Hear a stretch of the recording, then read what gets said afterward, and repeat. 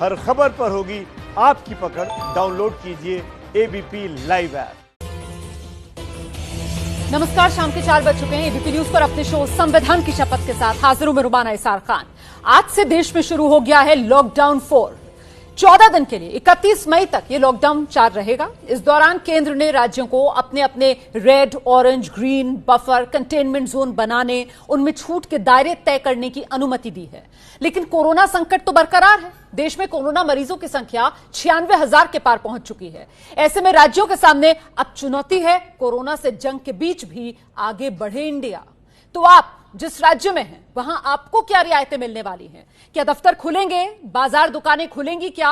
बस auto rickshaw आपके राज्य में चलेगा क्या? इन तमाम सवालों के जवाब लेंगे अलग अलग राज्य सरकारों के मंत्री, प्रतिनिधि हमारे साथ मौजूद हैं। उनसे जानेंगे कैसा होगा राज्यों के कंट्रोल वाला ये लॉकडाउन 4।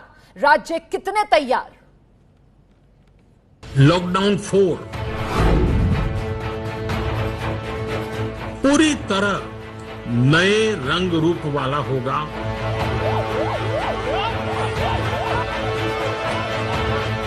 नए नियमों वाला होगा। नए नियमों वाला लॉकडाउन 4 शुरू। राज्यों को मिला छूट तय करने का अधिकार, लेकिन जनता अभी है परेशान। बात बताइए, आज तो उसमें टीवी में आया था ना कि ऑफिस के लिए कोई पास की जरूरत नहीं है। डीएम साहब का पास चलेगा। डीएम साहब का नोएडा एंट्री के लिए पास। आपको यदि पॉलिसी बनानी है तो दिल्ली एनसीआर का सिंगल पॉलिसी बनाइए।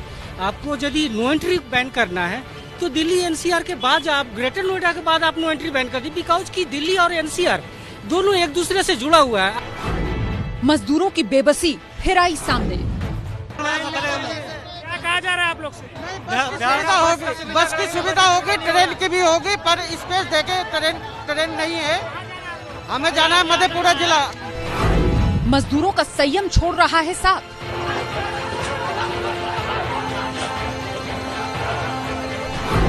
सरकारों का आश्वासन, लॉकडाउन 4 से पटरी पर आएगी जिंदगी। हमारा जो आर्थिक गतिविधियां हैं वो संचालित हों, आर्थिक गतिविधियों में किसी प्रकार का वितक्रम उत्पन्न न होने पावे और हमारी स्थितियां सामान्य होने के साथ साथ जो सुरक्षा है उसमें भी किसी प्रकार की ढील ना हो। आखिर लॉकडाउन 4 के लिए राज्य कितने तैयार?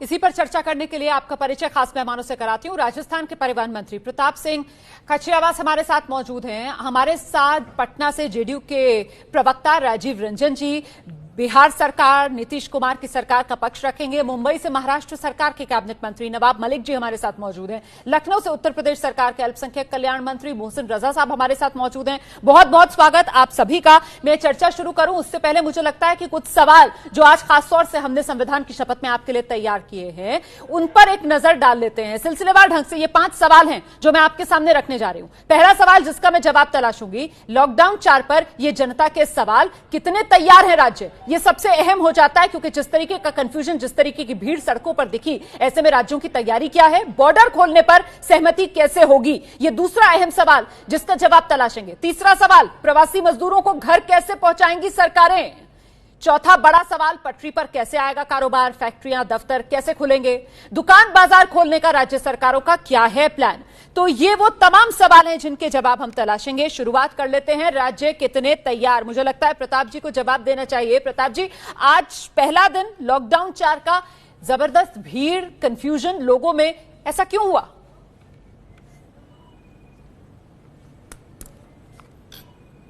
पहला दिन कंफ्यूजन, भीड़, क्योंकि लगातार लॉकडाउन है और लॉकडाउन के बाद आप ये मानकर चलिए कि देश की जनता, अचानक जब लॉकडाउन खुला है तो लोगों को लगता है कि अब मैं अपनी जगह पे जा सकता हूं। राजस्थान में लॉकडाउन को लेकर हमारे यहां पे ज्यादा असमंजस नहीं है क्योंकि सारी स्थितियां क्लियर है। हमने पहले ही राजस्थान के मुख्यमंत्री अशोक गहलोत जी ने तय कर दिया था कि राजस्थान से एक डिस्ट्रिक्ट से दूसरी डिस्ट्रिक्ट में जाने के लिए पास नहीं है। बॉर्डर के बाहर जाने के लिए कलेक्टर की परमिशन होती है, आरटीओ डीटीओ की होती है, लेकिन वो अदर स्टेट के कलेक्टर से बात करके उसके बाद पास जारी किया जाता है। हमारे यहाँ पे नहीं, लेकिन मैंने आपके चैनल्स पे देखा कि दिल्ली में और नोएडा को लेकर काफी डिस्प्यूट वहां पे ये चल रहे हैं। अब इस वक्त जरूरत इस बात की है कि लगातार बेरोजगारी जो रही 2 महीने से, जो रोजमर्रा में मजदूर काम कर रहा था उसके सामने संकट है। रोजी रोटी का, उस संकट के लिए राज्य सरकारें तो काम कर ही रही है। राजस्थान की सरकार ने, आपको पता है, 5 करोड़ 30 लाख लोगों को हम फ्री ऑफ कॉस्ट हाँ जी हर महीने गेहूं दे रहे हैं। आती हूँ सर, और एक उनको एक दाल करके दे रहे हैं, चावल दे रहे हैं। मुद्दे पर आऊंगी। अभी पहले जरा ये समझना चाह रही हूँ कि लॉकडाउन 4 का पहला दिन, 3 लॉकडाउन से तो हम गुजर चुके हैं ना, ये तो एक तरीके से एक्सटेंशन था लॉकडाउन 4। हमारे राज्य में तो ज्यादा कंफ्यूजन नहीं था, ये प्रताप जी ने कह दिया, लेकिन उत्तर प्रदेश, मोहसिन रजा साहब, चाहे गाजियाबाद हो चाहे नोएडा हो, हमने जो तस्वीरें देखी अपने चैनल पर और देश को भी दिखाई, वहां तो कंफ्यूजन ही कंफ्यूजन। क्यों? देखिए, ये एक ऐसी जो तस्वीरें आ रही हैं, जाहिर सी बात है विचलित करने वाली है, लेकिन हम ये जरूर दोबारा कहना चाहते हैं कि आदरणीय योगी जी ने प्रथम लॉकडाउन से लेकर अभी तक इन्हीं सब गरीबों की, किसानों की, पूरे 23 करोड़ लोगों की, क्योंकि हमारा देश उत्तर प्रदेश बहुत बड़ा राज्य है, यहाँ पर हमें कम रिस्क पर सबको काम भी देना है, सबको देखना भी है, देखना है, आम आदमी का ध्यान देना है, उसको लेकर माननीय योगी जी ने बहुत बड़े स्तर पर काम किया। अपने क्रम वाइज जो जिस स्थान से पढ़े हैं उसके दौरान डिस्टेंसिंग को मेंटेन करते हुए काफी काम भी किए हैं। हमने 1900 चीनी मिलें खोली थी, उसमें 12 ज्यादा श्रमिक कार्य कर रहे हैं। ये डिस्टेंसिंग को मेंटेन करते हुए हमने भट्टे चलाए, उसमें लगभग 8 लाख हमारे श्रमिक काम कर रहे हैं। उनको भी सोशल डिस्टेंसिंग के साथ में और मास्क के साथ में काम कराया। मैं नवाब मलिक जी के पास चलती हूँ, मैं जरा सा नवाब मलिक जी के पास चलूंगी। नवाब मलिक साहब, बड़े स्तर पर तो सब काम कर रहे हैं, सब ये दुआई दे रहे हैं, लेकिन वो काम तो छोटे नजर आ रहे हैं ना जमीन पर। मजदूर तो अभी भी परेशान है, अपने घर पहुंच नहीं पा रहा है। लॉकडाउन 4 में क्या तैयारी है मजदूर को घर पहुंचाने की? देखिए, जो एमएचए की गाइडलाइन है उसी के जरिए भेजा जा सकता है। महाराष्ट्र ऐसा राज्य है जहाँ पर उत्तर प्रदेश, बिहार, झारखंड, मध्य प्रदेश, राजस्थान, बंगाल, उड़ीसा सभी राज्यों के लगभग 50 से 60 लाख मजदूर हैं। और जो गाइडलाइन बनाई गई प्रवासी मजदूरों के लिए, नोडल अफसर की मंजूरी उस राज्यों से लेना, वहां से मंजूरी आने के बाद रिक्विजिशन डालना, इस तरह की पूरी गाइडलाइन के तहत हमने सारी व्यवस्थाएं बनाई। लेकिन जितनी ट्रेनें जिस तरह से मंजूरी मिल रही है, उस तरह से हमें लगता है 1 साल भी अगर ये सिलसिला चलता रहा तो हमें नहीं लगता है कि ये मजदूर अपने घर जा पाएंगे। बताइए राजीव रंजन जी। ठीक है सर, आपने बड़ी बात की है, आपने बड़ी बात की। आप कह रहे हैं कि जिस हिसाब से ये रेल चल रही है उससे तो साल भर लग जाएगा, तब कहीं जाकर ये मजदूर अपने घर पहुंच पाएंगे। और राजीव रंजन जी, उस पर सोने पर सुहागा ये कि अब इंटर स्टेट बस चलाने के लिए भी जिम्मेदारी राज्यों पर छोड़ दी है केंद्र की तरफ से। ऐसे में मजदूर क्या करेगा सर, कैसे घर पहुंचेगा? देखिए, ये गाइडलाइंस का सम्मान तो सभी राज्य सरकारों को करना है और हमारी सरकार ने इस पर निर्णय ले लिया है। नीतीश कुमार जी ने 1 सप्ताह के अंदर, चाहे वो स्पेशल ट्रेन के जरिए आए या बसों के जरिए आए, प्रवासी जहां से भी इच्छुक हैं बिहार आने के लिए, अगर आर्थिक गतिविधियां जिन राज्यों में शुरू हुई हैं, अगर वहां वो रहना चाहें तो ये वो रहने की आज़ादी है उनको, लेकिन अगर वो आने के लिए इच्छुक हैं तो हम लोगों ने ये प्रबंध शुरू कर दिया है कि सारे के सारे प्रवासी मजदूर बिहार आ जाए। 3.5 लाख के करीब मजदूर बिहार में आ भी चुके हैं। सर, आप जिन प्रबंधों की बात कर रहे हैं, टेलीविजन स्क्रीन पर लगातार तस्वीरें चल रही हैं सर। ये गाजियाबाद की तस्वीरें हैं जो लगातार हम टेलीविजन स्क्रीन पर दिखा रहे हैं। हजारों की तादाद में यहाँ पर मजदूरी मौजूद थे और वो अपने घर ही जाना चाह रहे हैं। गाइडलाइंस का सम्मान तो बढ़िया बात है, आप लोग सब कीजिए, लेकिन प्रताप जी, मेरा सवाल तो ये है कि बॉर्डर के आर पार बस चलेगी या नहीं चलेगी, इसे लेकर जो केंद्र ने राज्य सरकारों से कहा है कि आप सहमति बना लो और बसें चला लो।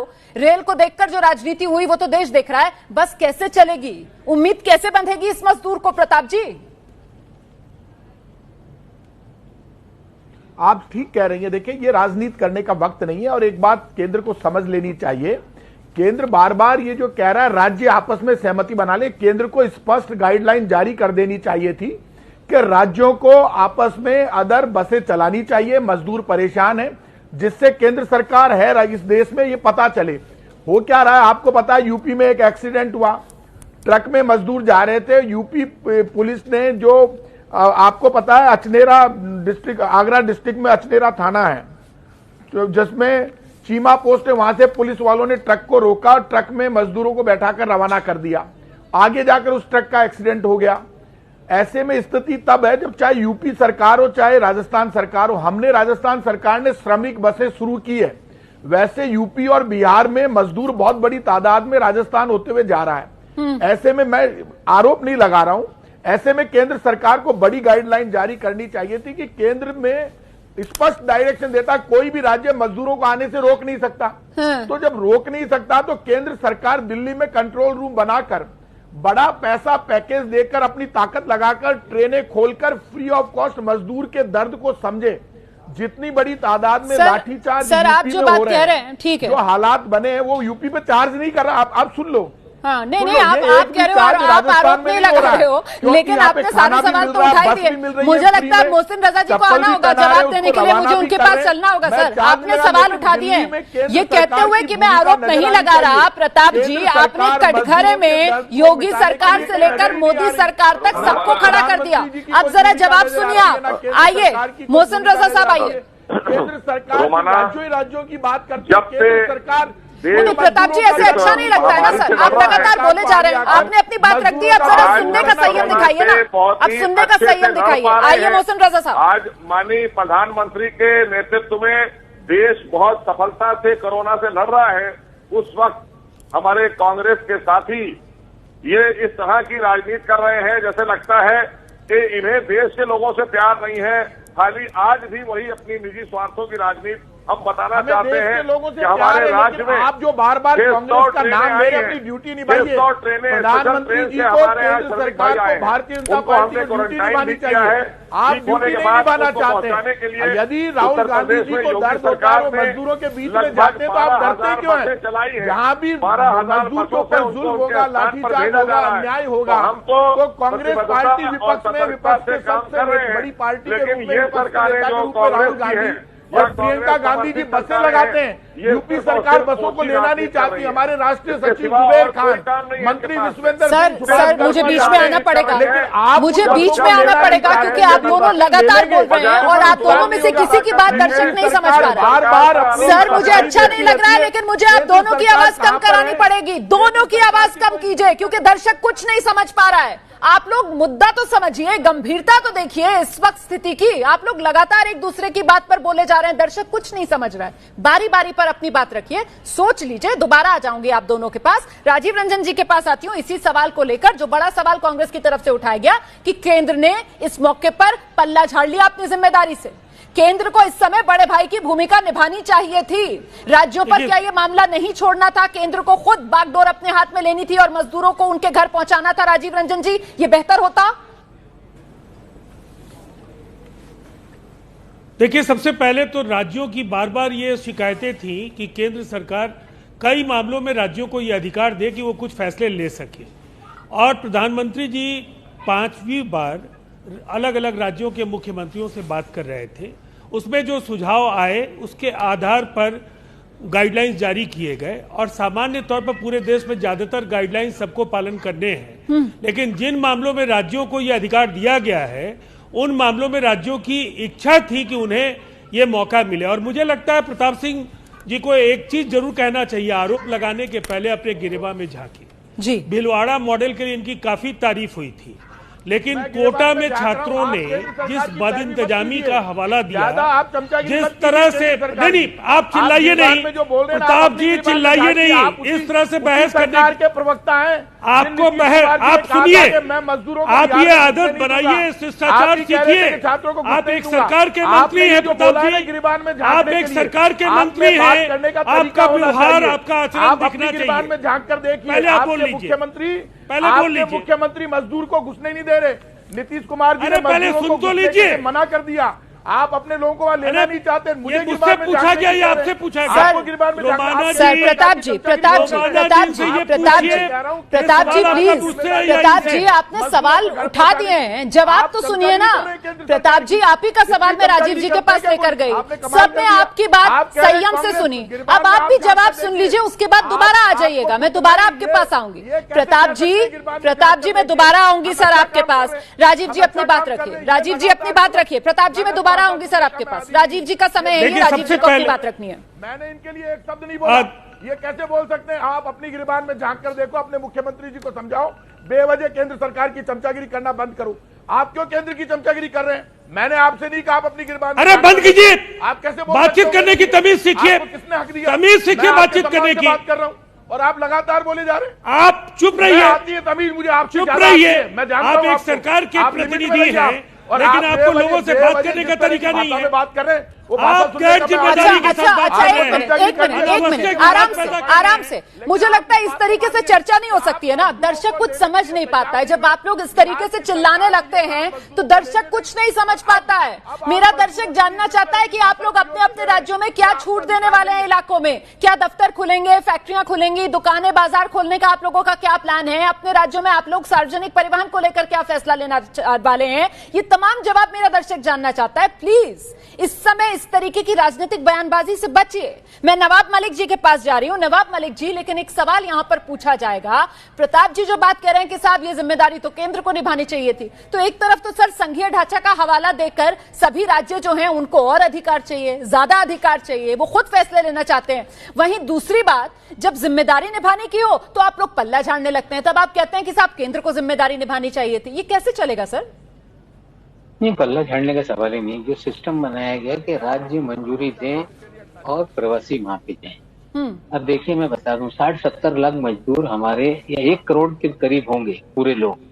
अब इनको भेजना है, अगर 20 ट्रेन भी लग जाए, 25,000 के हिसाब से अगर लोग निकलने लगे तो 1 साल तक ही पूरा हो नहीं सकता।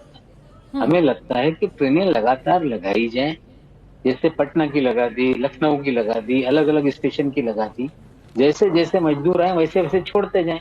अब एक ट्रेन को अप्रूवल लेके उसके पूरी सिस्टम को फॉलो करने के लिए कम से कम 8 से 10 दिन का समय लगता है जी। अब यहाँ रेल आपने शुरू की दिल्ली से पूरे देश में, वही आप काम कर दे जहाँ डिमांड बेस है, जहाँ से मजदूर गांव जाना चाहता है वहाँ ट्रेनें निश्चित कर दीजिए कि हर 1 घंटे में इन इलाकों के लिए ट्रेनें छूटेगी। हाँ। जिनको टिकट लेना है वो टिकट ले लेंगे। एक सादा सिस्टम बन जाए। तो मोहसिन रजा साहब, जो बात यहाँ पर नवाब मलिक कह रहे हैं, बेहतर तरीके से व्यवस्था हो सकती थी या नहीं हो सकती थी सर? क्योंकि अभी ये जो श्रमिक एक्सप्रेस चलाई जा रही है, इसमें ट्रेन का समय तक, कब चलेगी ट्रेन, कितने बजे चलेगी, सारे फैसले लेने का अधिकार जो है वो डीएम के हाथ में है सर।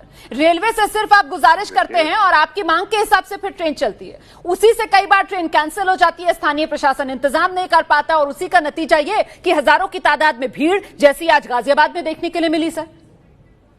आप ये बताइए, ये जो सवाल आपने उठाया, सवाल से पहले नतीजा तो आदरणीय मोदी जी ने दे दिया कि हमने स्पेशल ट्रेन चलाई हैं उन श्रमिक भाइयों के लिए जो अपने वतन जाना चाहते हैं, जो अपने घर आना चाहते हैं, जो अपने राज्यों में जाना चाहते हैं। हमने ईमानदारी के साथ में सरकार ने ऐसी स्थिति में ये स्पेशल ट्रेनें चलाई गई हैं, ये आम तरीके से ट्रेनें नहीं चल रही हैं। थोड़ा सा संयम रखना होगा, समझना होगा। अपने यहाँ राज्य सरकारों को भी जिम्मेदारी निभानी होगी।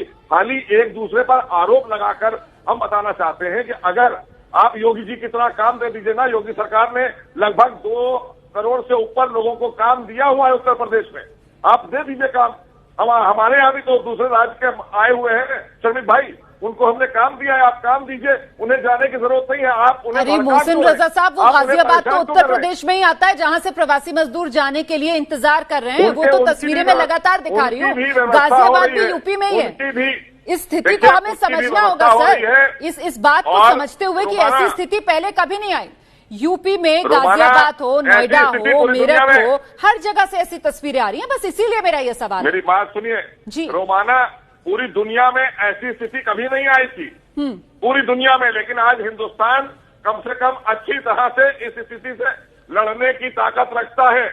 और थोड़ा सा अगर ये जो राजनीति कर रहे राज्य हैं, अगर ये वाकई में जो कह रहे हैं बड़े भाई और छोटे भाई की बात कर रहे हैं, तो ये संस्कारी छोटे भाई की तरह अगर हो जाए तो ये समस्या भी हल हो जाएगी। बड़ी बात आप कह रहे हैं, बड़ी बात आप कह रहे हैं कि अगर राज्य जो हैं वो संस्कारी छोटे भाई हो जाएं, केंद्र को वो बड़े भाई की भूमिका में मानने लगे, वो दर्जा देने लगे, उसके गाइडलाइंस को सही भावना में इम्प्लीमेंट करें, तो शायद इस तरीके की दिक्कतें नहीं आएंगी। ठीक है सर, मैं इस चर्चा को आगे बढ़ा रही हूँ, अब मेरे साथ मध्य प्रदेश से बीजेपी के नेता विश्वास सारंग साहब भी जुड़ गए हैं, पूर्व मंत्री रहे हैं मध्य प्रदेश में। विश्वास सारंग जी, चर्चा हम इस बात को लेकर कर रहे हैं कि साहब कितनी तैयार है राज्य सरकारें। अब मैं ये जानना चाहती हूँ सर कि कारोबार दोबारा से पटरी पर आए, जिंदगी जो है वो फिर से रफ्तार पकड़े, आप लोग क्या गाइडलाइंस बनाने की तैयारी कर रहे हैं सर? दफ्तर खुलेंगे, फैक्ट्रियां खुलेंगी, उसके लिए क्या प्लान है आप लोगों का?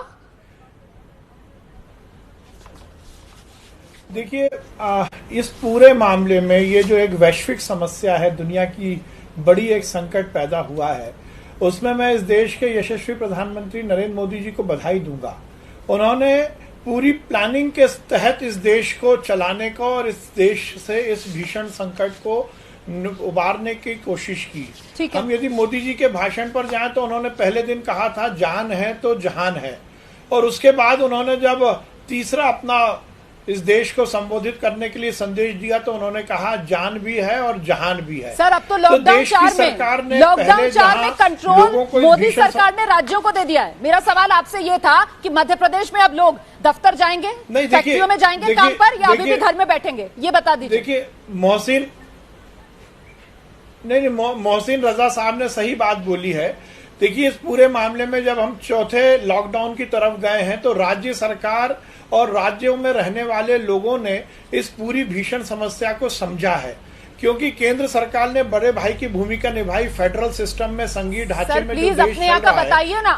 मध्य प्रदेश का जो दर्शक ये शो देख रहा है वो जानना चाहता है कि लॉकडाउन 4 में वो काम पर जा पाएगा या अभी भी अंदर बैठेगा घर में। मैं तो बड़ा सीधा सवाल पूछ रही हूँ, आप कहाँ मोदी सरकार की बात कर रहे हो? आप शिवराज सिंह चौहान सरकार का बताओ ना, आगे का क्या प्लान है? आज माननीय मुख्यमंत्री जी 8 बजे जनता को संबोधित करके ये बता रहे हैं। आज उसका डिक्लेरेशन होने वाला है। मतलब अभी आपके पास कोई जानकारी नहीं है शेयर करने के लिए। मैं यही सवाल प्रताप जी के पास लेकर चलती हूँ। प्रताप जी, राजस्थान में घर में बैठे रहेंगे या फिर लौट सकते हैं अपने काम पर, दफ्तर, फैक्ट्रियों में? प्रताप जी, देखिए, फैक्ट्रियों को हमने पहले भी छूट दी है, अब भी फैक्ट्रियों को बड़ी छूट देने जा रहे हैं। दुकानों को पूरी व्यवस्था पटरी पर लाने की राजस्थान सरकार की तैयारी है। इस ढंग से तैयारी है कि हम यदि पब्लिक सर्विस भी चालू करेंगे, अभी ये घोषणा सब मुख्यमंत्री जी के स्तर पर होगी, लेकिन हम जिंदगी को पटरी पर लाना चाहते हैं। और जिंदगी को पटरी पर लाने के लिए कोरोना से बचाव भी हो, इस तरह की शर्तों के साथ पूरे लॉकडाउन में जितनी छूट दी जा सकती है, जान भी जहां भी, उसके बीच में बैलेंस बनाना है। नवाब मलिक साहब, महाराष्ट्र में क्या तैयारी है आप लोगों की? महाराष्ट्र में तो सबसे ज्यादा केसेस हैं कोरोना के। देखिए, ये बात सच है कि सबसे ज्यादा केसेस हमारे यहाँ पे हैं। हाँ जी। जो हमारे बड़े शहर हैं, बम्बई, पुणे, ठाणे, जहाँ इंडस्ट्रियल पूरा कमर्शियल गतिविधि है, वहीं सबसे ज्यादा केसेस हैं। जहाँ तक सरकारी दफ्तर का है, परसेंटेज लगा के सरकारी दफ्तर तो पहले दिन से चल रहे हैं। जो हमारे ग्रीन जोन या ऑरेंज जोन में जो भी डिस्ट्रिक्ट है, वहाँ पे बड़े पैमाने पे रियायत दी गई। किसानी का काम बिल्कुल बंद नहीं हुआ, दुकानें खोलने की रियायत दी गई। और जो सरकारी ठेके थे, PWD के हो, इरिगेशन डिपार्टमेंट के हो, कंस्ट्रक्शन की एक्टिविटी हो, वो सारी हमने शुरू की है। जहाँ तक ये रेड जोन वाले जो शहर है, वहाँ एहतियात बरतना जरूरी है और उसको धीरे धीरे आगे भी वहां पर एहतियात बरती जाएगी। ठीक है सर, ठीक है। दरअसल ये शो मैं इसलिए कर रही हूं क्योंकि ये जो लॉकडाउन 4 है ना, ये राज्यों के कंट्रोल वाला लॉकडाउन है। ऐसे में सार्वजनिक परिवहन को लेकर, क्योंकि बहुत से लोग ये जानना चाहते हैं, वो पटना में रहते हैं, लखनऊ में रहते हैं, कि भाई उनके शहर के अंदर अब क्या बस चलेगी, ऑटो चलेगा, रिक्शा चलेगा? इस सवाल का जवाब मैं लूंगी। सीधे रुख करते हैं राजीव रंजन जी। नीतीश कुमार सार्वजनिक परिवहन को छूट देंगे बिहार में क्या? जी, देखिए, अब जब तक आधिकारिक तौर पर आज बैठक होने वाली है, उस बैठक में जो फैसले लिए जाएंगे उसके बाद ही कुछ कहना हम लोगों के लिए थोड़ा आसान होगा। लेकिन जो संकेत है, अर्थव्यवस्था को भी जीवंत बनाए रखने की एक चुनौती है। जिंदगी चले, लोगों का जीना भी आसान हो, ये जरूर ये संकेत है। और कुछ बड़े फैसले जो सामने आएंगे वो हम बताएंगे। लेकिन मैं एक बात जरूर कहना चाहूंगा जी, आज जो राज्यों में अनिश्चितता का वातावरण है, जो भी प्रवासी जहां से आने में जिनको कठिनाइयों का सामना करना पड़ रहा है, नीतीश कुमार जी ने रेलवे से भी कहा है कि वो इस तरह की एक तकनीक व्यवस्थित तरीके से तय करें जिससे मजदूरों को, जिन्होंने पंजीयन करा लिया है, उनको ये पता चले कि किस समय और कब उनकी ट्रेन खुलने वाली है। तो इससे काफी हद तक उनको ऐसा नहीं लगेगा कि वो लंबे समय तक अपने राज्य में पड़े रह जाएंगे और घर नहीं पहुंच पाएंगे। तो मुझे लगता है इस तरह की कई कोशिशें चल रही हैं। नहीं, ये बड़ी अच्छी सराहनीय कोशिश है जो आप गिना रहे हैं। लेकिन दरअसल दिक्कत ये हो जाती है कि ट्रेन का टाइम भी पता होता है और एन वक्त पर ट्रेन कैंसिल हो जाती है। खैर, मैं इस चर्चा को अब आगे बढ़ा रही हूँ। मुझे लगता है मोहसिन रजा जी से भी इस बारे में जवाब लेना होगा। मैं मोहसिन रजा साहब, रियायतें किस तरीके की इस लॉकडाउन 4 में यूपी में मिलेंगी? रेहड़ी पटरी वाले, उनको काफी दिक्कतें हैं, उनको किसी तरीके की कोई छूट मिल सकती है क्या? रुमाना, जान भी जहान भी की नीति पर क्योंकि अब जिंदगी पटरी पर कैसे लाई जाए और कोरोना से बचकर कैसे जिंदगी फिर से वापस अपनी जगह पर आए और हम सब की जिंदगी पटरी पर वापस लौटे, उसको लेकर अभी माननीय मुख्यमंत्री एक बैठक कर रहे हैं और थोड़ी देर के बाद हम इसमें निर्णय लेंगे। क्योंकि इससे पहले भी हमने जो 3 लॉकडाउन थे उसके दौरान काफी चीजें खोली हैं, काफी उद्योग खोले हैं, लेकिन डिस्टेंसिंग के साथ में, सतर्कता के साथ में। मैं ये सवाल इसलिए कर रही हूँ क्योंकि प्रधानमंत्री ने ब्लूप्रिंट 15 मई तक राज्यों से मांगा था। ऐसे में जानना समझना चाह रही हूँ कि जो ब्लूप्रिंट आप लोगों ने तैयार किया उसमें ऐसी कोई गुंजाइश रखी थी क्या? सारंग साहब, आप बता पाएंगे मध्य प्रदेश के बारे में? सार्वजनिक परिवहन को लेकर कुछ रखा गया था ब्लूप्रिंट में? देखिए, जैसा मैंने कहा कि माननीय मुख्यमंत्री जी इसकी विधिवत घोषणा करेंगे, पर मैं ये कहना चाहता हूं कि हमने पहले दिन से ये कोशिश की है कि लोगों की जान भी बचे और उनकी जिंदगी भी चले, और उसी का परिणाम है कि मध्य प्रदेश में जिस प्रकार से जोनों का वर्गीकरण हुआ है उसमें जिस जोन के लिए जो भी एडवाइजरी थी उसका हमने सख्ती से लागू भी किया और उसमें जो रिलैक्सेशन देना था वो भी दिया। रेड जोन में हम तो अब चुनौती आप सबके सामने बड़ी है क्योंकि अब कहीं ना कहीं इस लॉकडाउन 4 का जो ताला है उसकी चाबी केंद्र की तरफ से आप ही लोगों को थमा दी गई है। तो हम तो एबीपी न्यूज की तरफ से आपको शुभकामनाएं दे सकते हैं कि संतुलन बनाने में आप लोगों को कामयाबी मिले, जान भी जहान भी, कोरोना से जंग लड़ते हुए आगे बढ़े इंडिया। तो लॉकडाउन 4 राज्य कितने तैयार, आज इसी सवाल के इर्द गिर्द मेरे संविधान की शपथ में चर्चा की और आज की इस चर्चा के बाद मेरी राय बहुत साफ है। मजदूर सुरक्षित घर पहुंचे, कोरोना के खतरे से लोग बचें और जिंदगी पटरी पर आए, यही राज्यों की तैयारी की असली कसौटी है।